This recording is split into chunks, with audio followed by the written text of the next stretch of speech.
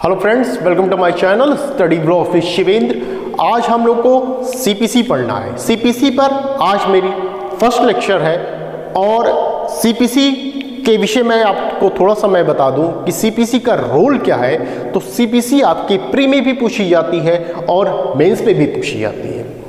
CPC किसी भी state का आप एग्जाम देने जा रहे हैं, जुडिशरी का किसी भी स्टेट का, चाहे वो यूपी हो, झारखंड हो, बिहार हो, राजस्थान हो या कहीं का भी आप एग्जाम देने जा रहे हैं, तो प्री और मेंस इन दोनों में सीपीसी पूछी जाती है। ठीक है, तो इस लिहाज से सीपीसी बहुत ही इंपॉर्टेंट रोल निभाती है आपके एग्जाम के लिए। ये ज्यूरिस्प्रूडेंस और सीपीसी ये दो पेपर ऐसे माने जाते हैं जो स्टूडेंट को ज़्यादा परेशान करते हैं। ज्यूरिस्प्रूडेंस जिन स्टूडेंट्स ने मेरी क्लास की है वो समझ सकते हैं कि मैंने कैसा पढ़ाया था। ठीक उसी तरह मैं सीपीसी को भी पढ़ाने की कोशिश करूंगा।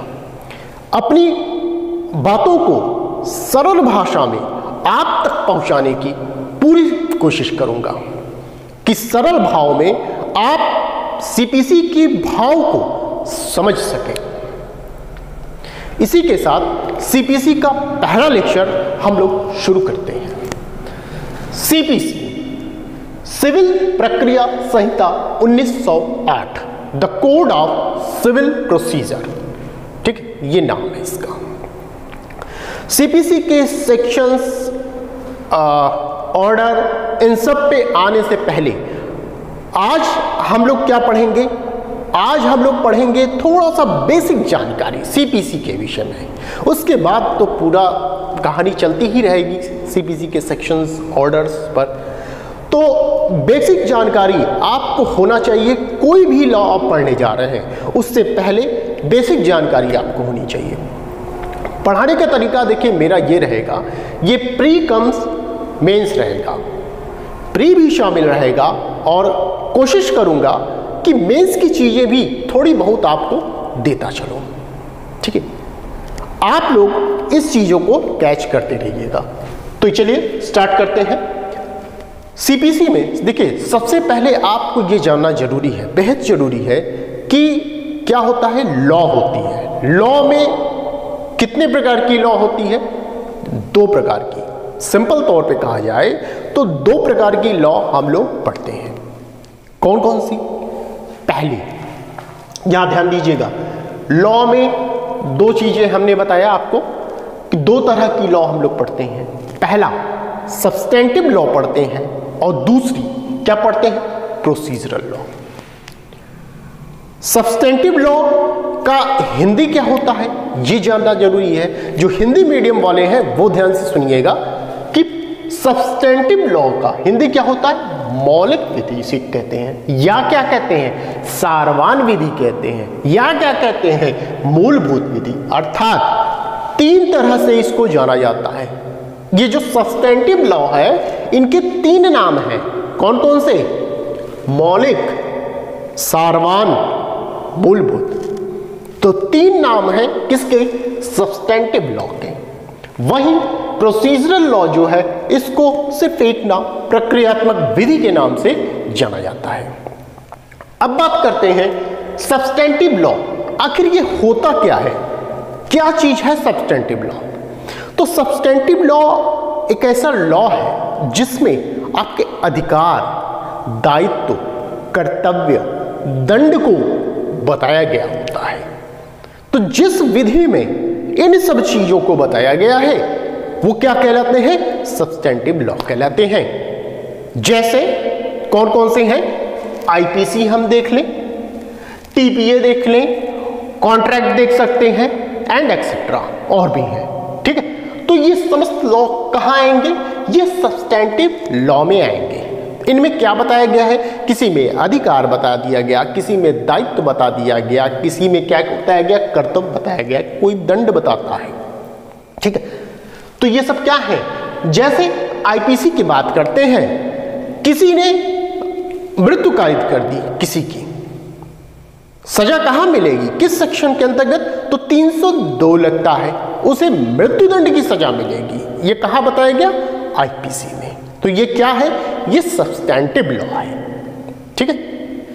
तो सब्सटेंटिव लॉ आपने क्या जाना, इसमें क्या होते हैं, अधिकार होते हैं, दायित्व होते हैं, कर्तव्य होते हैं और दंड को बताया गया होता है। दंड भी आपको शारीरिक रूप से भी मिल सकता है और कैसे, क्षतिपूर्ति के रूप में भी मिल सकता है, ठीक है।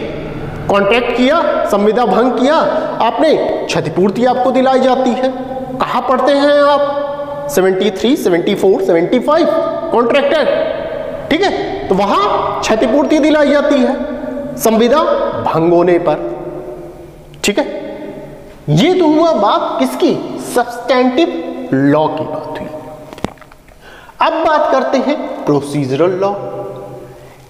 इस अधिकार, दायित्व, कर्तव्य, दंड का कोई मोल नहीं जब तक इनको लागू न करवाया जाए, एग्जीक्यूट न करवाया जाए, ठीक है।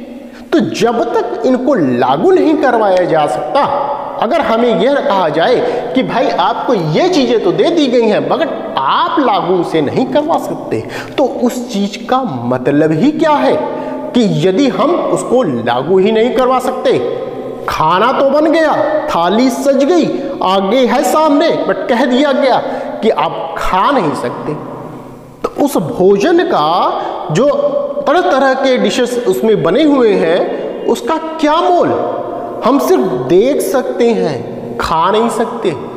तो कोई मतलब है उस खाने का या भोजन का जो बनाया गया है, जो सामने आपके रखा गया है, नहीं है।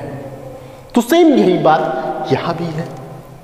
तो उस अधिकार, दायित्व, कर्तव्य, दंड का कोई मोल नहीं जब तक इसको लागू न करवाया जाए। अर्थात कहने का मतलब यह है मेरा कि जो अधिकार, दायित्व, कर्तव्य या दंड हैं ये तो सब्सटेंटिव लॉ होते हैं, लेकिन इनको जो प्रोसीड किया जाता है, जो लागू करवाया जाता है जिस विधि के अंतर्गत, तो उसे हम क्या कहेंगे, प्रोसीजरल लॉ कहते हैं। जिस विधि के अंतर्गत इनको लागू करवाया जाता है, ठीक है। तो जिस विधि के अंतर्गत लागू करवाया जा रहा है वो विधि क्या कहलाएगी, प्रोसीजरल लॉ कहलाएगी। ये बात समझ में आई आपको। इस पर देखिए एक सूक्ति है, यूबीआई जस ईबी रिमेडियम, आप नोट कर सकते हैं, यूबीआई जस ईबी रिमेडियम, जहां अधिकार है वहां उपचार है, ठीक है। तो यदि आपको अधिकार दे दिया जाए और उपचार न दिया जाए तो क्या यह सही है, नहीं। उस अधिकार का कोई वैल्यू ही नहीं है, कोई मतलब ही नहीं है यदि हमें उपचार ही न दिया जाए। तो अधिकार के साथ साथ आपको उपचार भी प्रदान किया गया है, ठीक है। इतनी चीजें समझ में आई। अब प्रोसीजरल लॉ की बात करें हम तो क्या क्या है, हम देखिए मोटे तौर पर या सामान्य तौर पर लोग क्या समझते हैं, प्रोसीजरल लॉ में क्या क्या चीजें आती हैं, सीआरपीसी आती है, सीपीसी आती है, एविडेंस आता है। ये तीन चीजें तो लोग जानते हैं कि हाँ ये प्रोसीजरल लॉ में है, बट इसके बाद भी आप पूछ दीजिए किसी से, और भाई बताइए प्रोसीजरल लॉ में और क्या आता है तीन के अलावा, तो वहां पे वो शायद चुप हो जाए, ना बता पाए। तो ये आपको जानना जरूरी है कि इसके बाद भी कौन से प्रोसीजरल लॉ होते हैं। ध्यान दीजिए, सीआरपीसी है, एविडेंस है, सीपीसी है, एसआरए है, स्पेसिफिक रिलीफ एक्ट ये भी आता है, और इसके साथ लिमिटेशन एक्ट भी आता है। तो जब कभी भी आपसे पूछा जाए कि प्रोसीजरल लॉ में क्या क्या कौन कौन से लॉ आते हैं, तो ये आपको जानना जरूरी है। 1 2 3 4 5 पांच प्रकार के आपके लॉ हैं, ठीक है। तो ये आप जानते रहिए। यहां हम बात करें तो देखिए सीआरपीसी, एविडेंस ये क्या होंगे, ये क्रिमिनल मैटर में लागू होंगे, ठीक है। जो प्रक्रिया चलेगी, जो प्रोसेस होगा वो कहां चलेगा, वो क्रिमिनल मैटर, सीआरपीसी और एविडेंस। अब आपको लग रहा होगा कि अरे एविडेंस सिर्फ सीआरपीसी में कैसे चलेगा, मतलब क्रिमिनल मैटर में कैसे चलेगा, ये तो सिविल मैटर में भी चलता है, चीजें इसके प्रावधान लागू होते हैं। बिल्कुल सही है। तो एविडेंस एक ऐसा लॉ है जिसकी जो प्रोसेस आपका क्रिमिनल मैटर में भी चलता है उसका, और सिविल मैटर में भी चलता है, ठीक है। ये दोनों जगह चलता है आपका। लेकिन इसके कुछ अंश आपको क्या मिलेंगे, मौलिक विधि मिलेंगे, अर्थात सब्सटेंटिव लॉ के अंतर्गत भी मिलते हैं। कहां मिलते हैं ये ध्यान दीजिए। तो देखिए सीआरपीसी हो गई और एविडेंस क्या हो गए, क्रिमिनल, ठीक है, क्रिमिनल मैटर में भी चल सकते हैं। अब एविडेंस में आपको जो सिविल मैटर जो है, जो मैं कह रहा हूं, तो सेक्शन 115 से 117 जब आप पढ़ेंगे तो वो स्टॉपेल का नियम बताता है, विबंध का नियम। ये क्या है, ये आपकी मौलिक विधि है। मौलिक विधि मतलब ये सब्सटेंटिव लॉ के अंतर्गत मानी जाती है। कौन सी, 115 से 117 एविडेंस की बात कर रहा हूं मैं, ठीक है। तो ये बात हुई। तो सीआरपीसी एविडेंस क्रिमिनल मैटर के अंतर्गत और सीपीसी एसआरए लिमिटेशन, ये तीन जो एक्ट हो गए ये सिविल मैटर के अंतर्गत चलते हैं, ठीक है। तो सिविल के अंतर्गत सीपीसी एसआरए और लिमिटेशन, क्रिमिनल के अंतर्गत सीआरपीसी और एविडेंस को मान सकते हैं आप, ठीक है। एविडेंस हालांकि दोनों तरफ है, क्रिमिनल भी है और सिविल भी है, दोनों है, इसकी प्रकृति है। तो ये हमने क्या बताया, ये प्रक्रियात्मक विधि, ये आपकी सब्सटेंटिव लॉ हो गई और ये हो गया क्या, प्रोसीजरल लॉ हो गया। तो दो प्रकार की हमने लॉ की बात की, ये एक सामान्य चीजें थी। इससे हमें क्या पता चलता है कि सीपीसी है क्या, तो सीपीसी हमारी क्या है, ये प्रोसीजरल लॉ है। ये ध्यान दीजिएगा, पहला क्वेश्चन आपका जो प्री का है, पहला क्वेश्चन ये यहीं से बनता है। तो सीपीसी क्या है, हमारी प्रक्रियात्मक विधि है, प्रोसीजरल लॉ है, ठीक। अब समझिए सीपीसी में जो सिविल प्रक्रिया संहिता मेरी है, एक ऐसी लॉ है जिसमें सिर्फ सेक्शन ही नहीं बताए गए, बल्कि इसमें सेक्शन भी है, ऑर्डर भी है, ऑर्डर के अंतर्गत नियम भी बताए गए हैं। तो ये तीनों चीजें एक ही लॉ में बताई गई है, ठीक है। शायद ही कोई ऐसा लॉ होगा जो ये सभी चीजें एक ही लॉ में बताए हो। तो सीपीसी ही एक ऐसा लॉ है जिसमें ये तीनों चीजें बताई गई हैं, सेक्शन बताए गए, ऑर्डर बताए गए और नियम बताए गए। कुछ चीजों को सेक्शन में ही बता दिया गया कि फला चीजें हैं, वो सेक्शन तक सीमित है। कुछ चीजों को ऑर्डर में बता दिया गया कि भैया ये ऑर्डर में है, ये ऑर्डर से ही संबंधित है, इनका सेक्शन से लेना देना नहीं। कुछ चीजें ऐसी भी हैं जो सेक्शन और ऑर्डर दोनों को मिला के बताई गई कि बिना ऑर्डर के उस सेक्शन का महत्व नहीं, या हम कहें बिना सेक्शन के वो ऑर्डर का महत्व नहीं, ठीक है। तो ऐसी भी चीजें इस सीपीसी में हम लोगों को देखने को मिलेगी, जिसे हम पढ़ेंगे आगे चलकर, ठीक है। तो सीपीसी में मैंने क्या कहा, सेक्शंस भी हैं, ऑर्डर्स भी हैं और रूल्स भी हैं। ये तीनों चीजें आपको देखने को मिलेंगी। कुछ चीजें सेक्शन में बताई गई, कुछ चीजें ऑर्डर रूल्स में बताई गई, कुछ चीजें दोनों में बताई गई हैं, ठीक। जैसे मैं बात करूं कि आप पढ़ेंगे सीपीसी का सेक्शन 26 और 27, दो सेक्शन में बता रहा हूं आपको। जब हम पढ़ेंगे आगे तो इसका जिक्र हम लोग बाद में करेंगे। फिलहाल यहां आप समझने की कोशिश करिएगा सेक्शन 26 और सेक्शन 27 को। 26 में क्या बात कही गई, यह बात कही गई कि सिविल वाद संस्थित करने के लिए एक वाद पत्र प्रस्तुत करना आवश्यक है। कोई सिविल मैटर हुआ, ठीक है, जमीन जायदाद का मामला था, आपको यह पता होगा कि लड़ाई मार ये सब कहाँ होता है, ये क्रिमिनल मैटर। जमीन जायदाद का मामला जो होगा, रुपए पैसे का लेन देन, ये सब कहाँ जाएगा, ये सिविल मैटर। तो कोई जमीन से संबंधित कोई मामला था तो वो कहाँ गया, सिविल में गया। अब गया वहां पर कोई व्यक्ति वाद करने गया, तो वाद कैसे करेगा, पहले प्लेंट दाखिल करेगा, वाद पत्र दाखिल करेगा, ठीक है। तो 26 क्या बता रहा है, सीपीसी का ध्यान रखिएगा, सिविल वाद संस्थित करने के लिए जब आप केस फाइल कर रहे हैं सिविल मैटर का, ठीक है, फाइल कर रहे हैं तो क्या करना है, एक वाद पत्र प्रस्तुत करना है। ऐसे नहीं कर देंगे कोई चीज, आप क्या करेंगे, एक वाद पत्र प्रस्तुत करेंगे। अब ध्यान रखिए, ये क्या बताया, सेक्शन बताया। कैसे करेंगे, वाद पत्र प्रस्तुत करेंगे।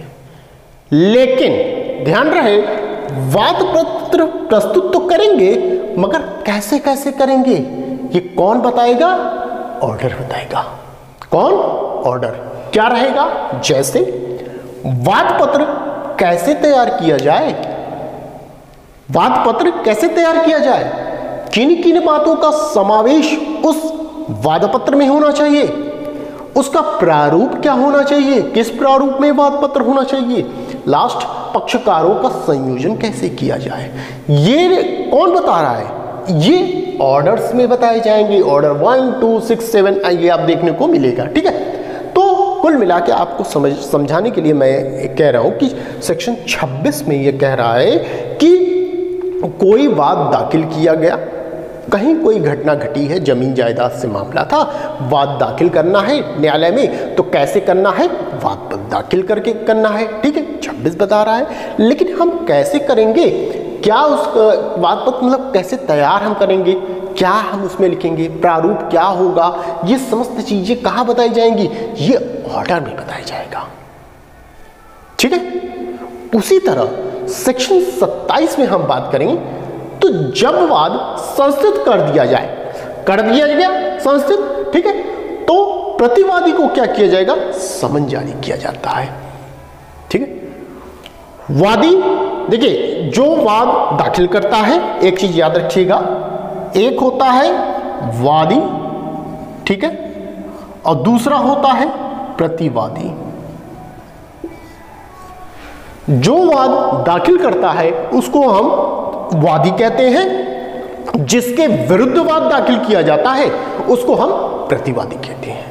क्लियर? दो चीजें याद रखिएगा, इन्हीं दोनों का जिक्र पूरे सीपीसी में होगा, ये आप जानते रहिए। तो क्या हमने कहा कि जब वाद संस्थित कर दिया जाए तो प्रतिवादी को समन जारी किया जाना चाहिए, अर्थात वाद दाखिल कर दिया गया। अब वाद दाखिल कर दिया गया तो जिसके विरुद्ध आप वाद दाखिल कर रहे हैं उसको भी तो पता चलना चाहिए कि भैया मेरे विरुद्ध वाद दाखिल कर दिया गया। तो इसके लिए क्या किया जाता है? एक समन जारी किया जाता है कि भाई उसको सूचना मिले कि फला व्यक्ति ने आपके विरुद्ध यह वाद दाखिल किया है, आपने फला कांड किया है, उसके विरुद्ध वाद दाखिल किया। ठीक, तो 27 क्या कह रहे हैं? जब वाद संस्थित कर दिया जाए तो प्रतिवादी को समन जारी किया जाना चाहिए। कैसे? समन का प्रारूप क्या होगा, ठीक है, ये बताया जाएगा यहां पर ऑर्डर में।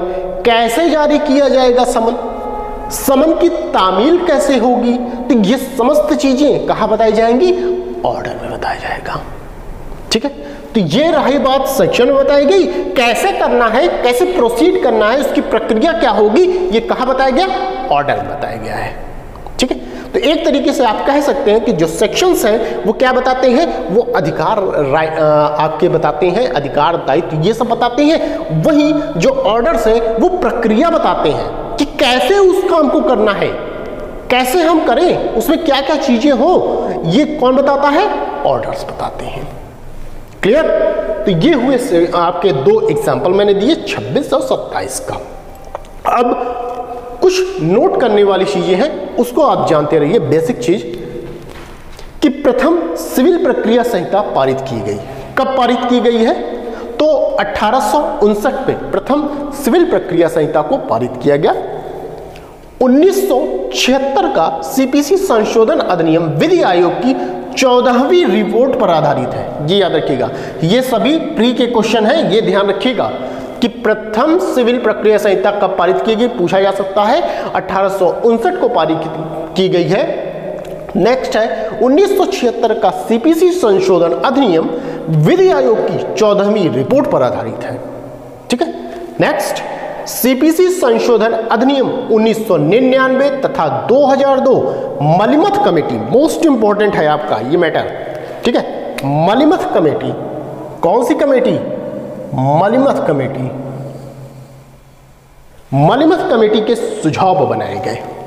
ठीक है, सीपीसी संशोधन अधिनियम 1999 तथा 2002 मलिमथ कमेटी के सुझाव पर बनाए गए हैं, ये याद रखिएगा। नेक्स्ट है 2002 संशोधन लागू हुआ, ये अधिकतर क्वेश्चन पूछे जाते हैं। याद रखिएगा कि 2002 संशोधन कब लागू हुआ, ये पूछा जाता है। तो आप डेट याद रखिएगा, 1 जुलाई 2002 को यह संशोधन लागू हुआ है।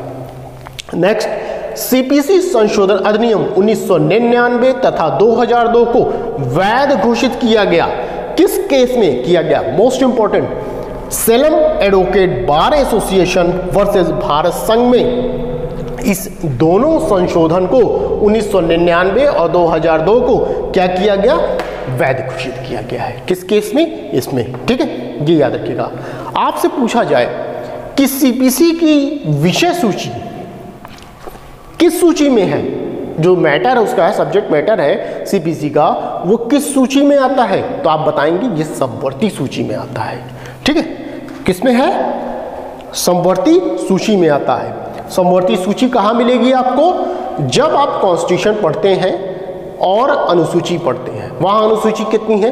12 अनुसूचियाँ हैं। ठीक है, 12 में जब आप 7वीं अनुसूची देखेंगे तो वहाँ 7वीं अनुसूची में संघ, राज्य, समवर्ती 3 चीजें बताई गई हैं। तो संघ पर केंद्र संघ बनाएगा, ठीक है, कानून बनाएगा, राज्य जो है स्टेट बनाता है, समवर्ती जो है संघ और राज्य दोनों बनाते हैं। तो जो सीपीसी का जो विषय सूची है जो कहाँ आता है?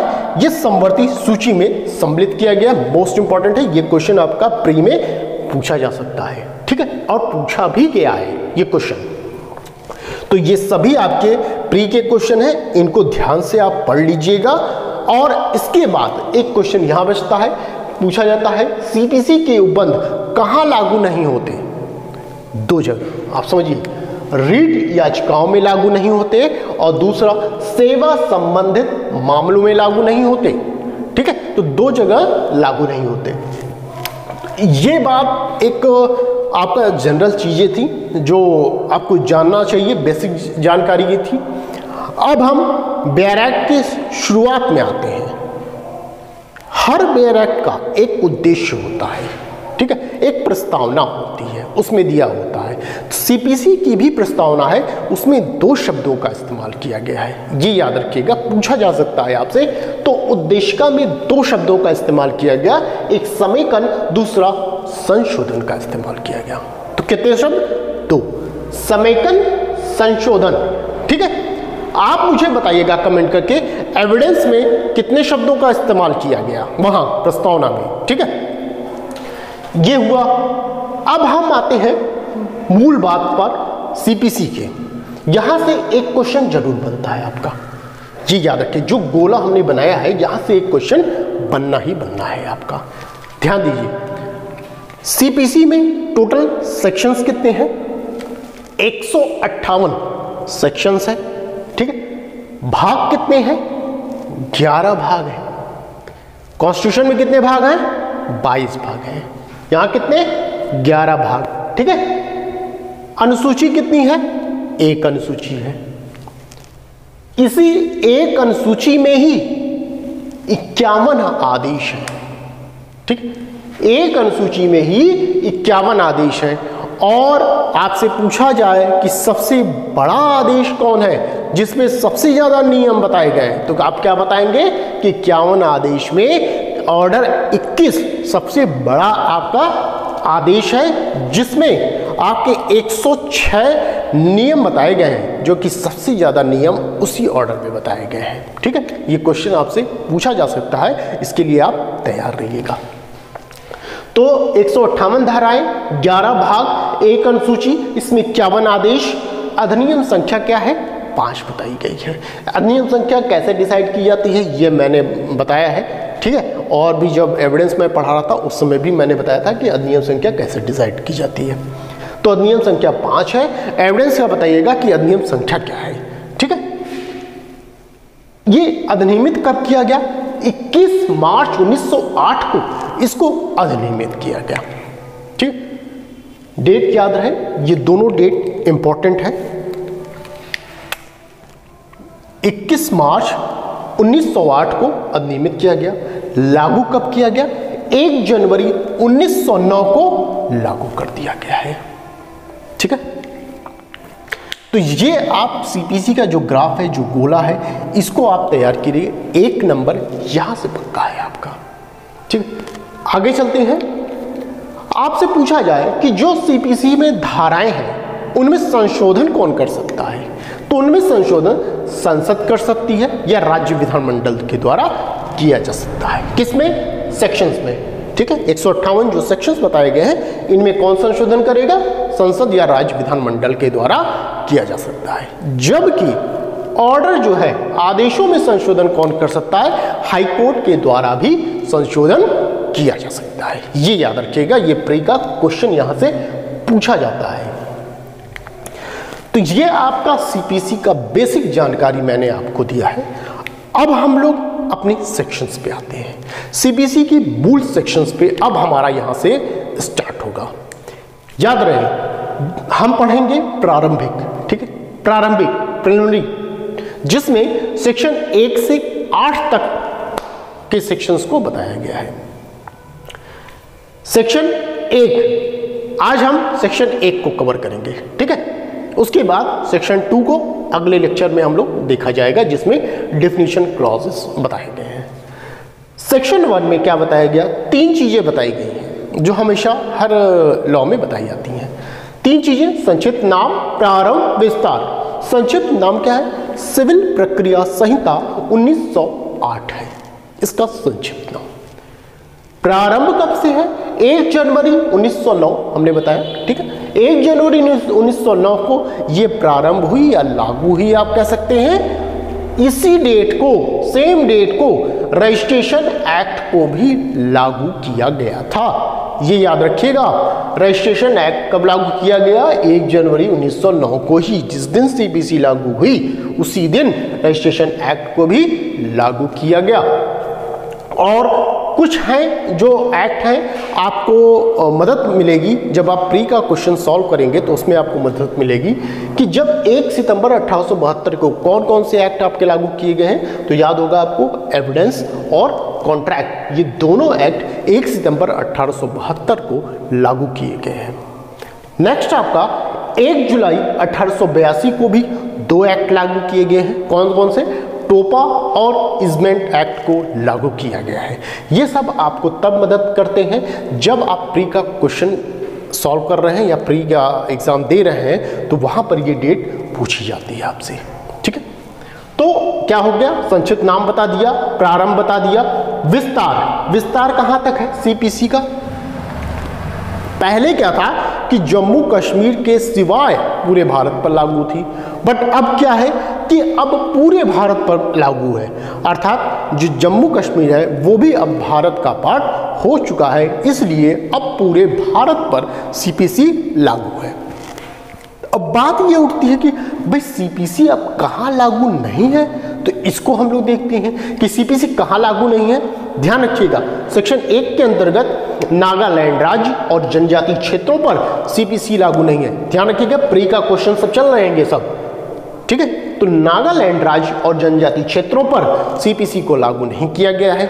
और दूसरी चीज जिसे हम सेक्शन 4 के तहत पढ़ सकते हैं, ठीक है, इसके साथ सेक्शन 1 के साथ सेक्शन 4 को पढ़ा जाएगा। ठीक है, सेक्शन 4 में क्या है? सेविंग्स बताए गए हैं, जिसे हिंदी में कहें व्यावृत्तियां बताई गई हैं।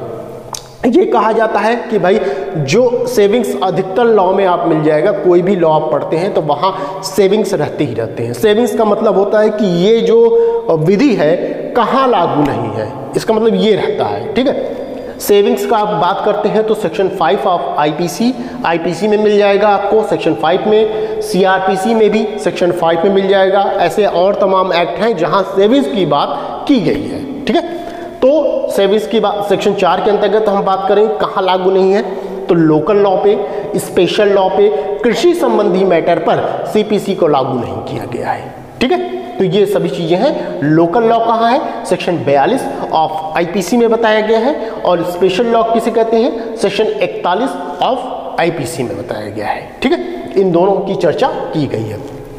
अब आप समझिए कि जो ये सीपीसी है, यदि कहीं विशेष विधि या स्थानीय विधि लागू है और कभी भी विशेष विधि या और सीपीसी में कभी भी विरोधाभास होता है तो प्रायोरिटी किसको मिलेगी? तो विशेष विधि को मिलेगी, न कि सीपीसी को। ये याद रखिएगा, कभी भी विशेष विधि और सीपीसी में विरोधाभास होता है तो किसको प्रायोरिटी मिल रही है? कौन पहले आ जाएगा वहां पर? सबसे सर्वोच्च किसको माना जाएगा? तो विशेष विधि को माना जाएगा। ये याद रखिएगा आप, ठीक है। तो ये आपका पूरा का पूरा सीपीसी का हमारा इंट्रो के रूप में था और इसी के साथ हमने सेक्शन 1 को भी कवर किया। नेक्स्ट लेक्चर में हम लोग सेक्शन 2 को कवर करेंगे, ठीक। तो यहां तक यदि वीडियो आपको पसंद आई हो तो प्लीज वीडियो को लाइक, शेयर एंड सब्सक्राइब कर दीजिएगा और मुझे बताइएगा कि आज का लेक्चर आपको कैसा लगा, ठीक। अब नेक्स्ट लेक्चर में हम लोग पूर्ण रूप से सेक्शंस पे आएंगे और उसी प्री के लहजे में पढ़ते हुए आगे बढ़ेंगे, ठीक है। तो बस आज के लिए इतना ही, फिर मिलते हैं नेक्स्ट वीडियो में। Thank you.